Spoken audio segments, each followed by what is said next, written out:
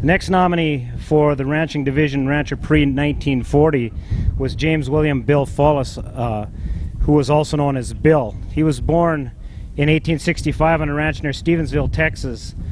I thought this was interesting. When he was 7 years old, his parents decided to move their herd over a trail to Trinidad, Colorado. At 7 years old, he rode from Stevensville, Texas to Trinidad, Colorado, and rode just as he was a grown man. At age 15, he left home going to New Mexico, where he worked for a large cattle company for 2 years. He again got the urge to travel and see other parts of the West, so he headed for the 777 outfit operating in eastern Montana and western North Dakota. In 1883, he took a train to a small town of Keith, about 1.25 miles east of what is now Webo, Montana, and he remained in the general area the rest of his life. He was hired then by the 777 outfit, which was owned by the Berry Boys Cattle Company of Texas, and he was promoted to foreman there in 1884. That company ran about 30,000 head of cattle for the 777 outfit until 1898, when the company closed out its holdings. And he had been with the 777 for 15 years. He was married in 1888 to Mary Powers of Webo, and she died in 1897, leaving him with 6 children.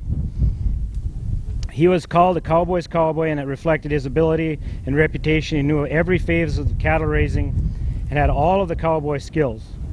He bought his first ranch in 1897, and while still with 777, when the company closed, he took up ranching about 20 miles south of Medora on a bend on the Little Missouri River known as the Little Oxbow.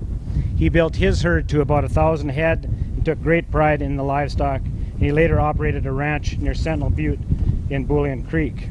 He was also the sheriff of Billings County, and he retired in 1928 and continued to ranch part-time. He died at age 73, or he died in 1950 at Dickinson, North Dakota. Here to accept this honor is Sid Connell and Evelyn Nuance. Evelyn and Sid.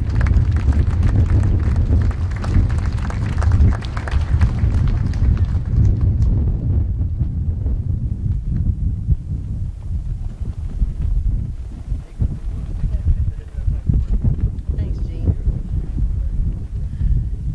Thank you. It's a privilege and an honor to accept this.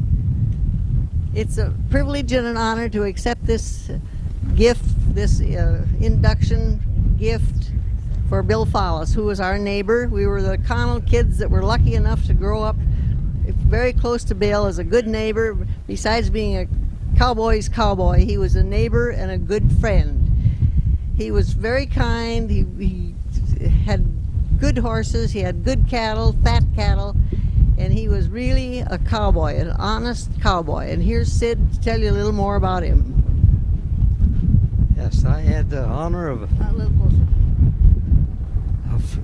living right near Bill Follis, and I worked for him and worked with him, and also with Ben Bird and Bill McCarty, which is another man I think should be listed along with the rest of them.